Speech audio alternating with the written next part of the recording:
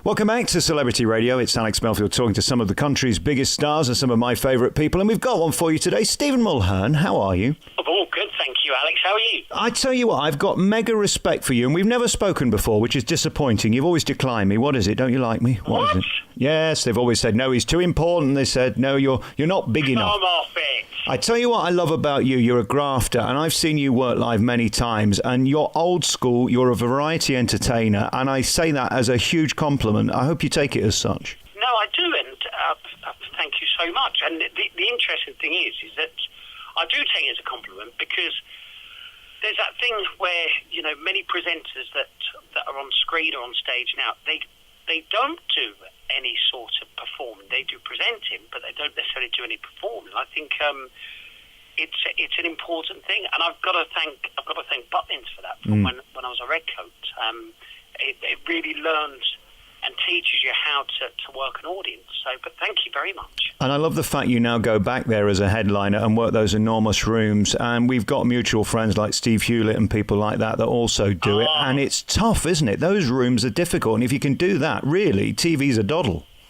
Well, this is the thing.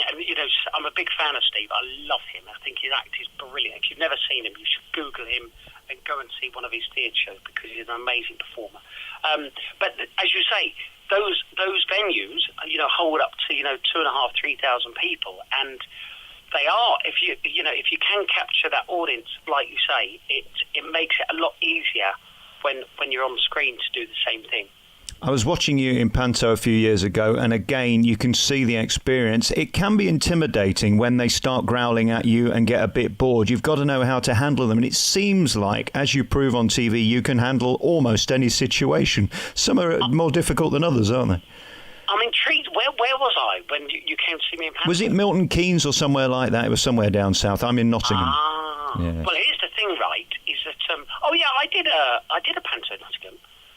At is it the Theatre Royal? Yeah, it's beautiful, isn't it? The Green Theatre. Yeah, incredible theatre. And this is really interesting that you mentioned about Panto, because I've done Panto for the past 17 years, right? And this is the first year that I thought I'm going to actually spend time with my family. I've got my mum and dad, I've got 2 brothers and my sister, and I just thought, do you know what? This is the right time to do it. And this is how this whole competition has come about. For those that don't know, Virgin Media are running this competition where they've thrown it out to all of the primary schools across the country to come up with a Christmas story. Doesn't have to be a nativity play, it's just a Christmas story. And whichever one they select, they give £5,000 to the school, and then they actually play the show, whatever you want to call it, on Virgin TV in front of 4 million viewers. Wow. And it's just really, it's such a heartwarming thing to be part of. And I don't know what it's going to be like to have Christmas off. It's going to be interesting for you. I mean, you work hard in Panto. It's 2 shows a day, and you do give it up. I mean, I know you get Christmas Day off and New Year's Day off, but the rest of it, you're recovering, aren't you? And if you get ill, that's even worse. It's proper old school sort of slog it out showbiz. Yeah, the amount of friends that I've got in shows this Christmas in Panto. And as you say, it's 2 shows a day, and on Saturday you can do 3 shows. And it's really bizarre because on a 3-show day, in the middle of the day, you go, hang on a second, have we done that bit? It's really weird. Have you ever done it? I haven't, no. I'm far too lazy. I mean, Pasquale's one of my best mates. He's in Nottingham this year, and Brian Connolly I adore as well. I mean, these guys are pros. And I always think, if you can't do it better than the best, don't bother. Leave it to those who can.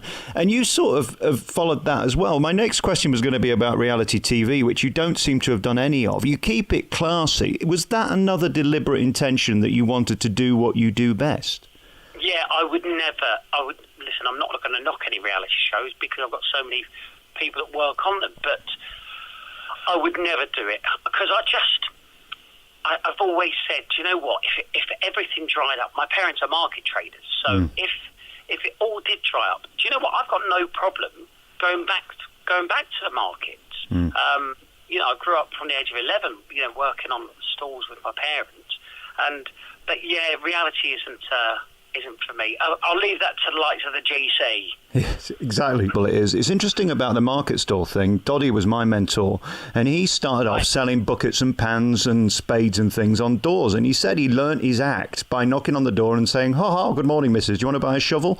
You know, and it's amazing how when you work with the punters, it's the same thing, really, whether it's one person or 1,000. If you've got that warmth, that's what it is, isn't it? It's the warmth. You are absolutely right. And also, I think, in a bizarre way, working on market stalls is an art form, especially if you're demonstrating, because not a lot of people know, but after I did that, I then went to go and work in Hamleys as their magic demonstrator.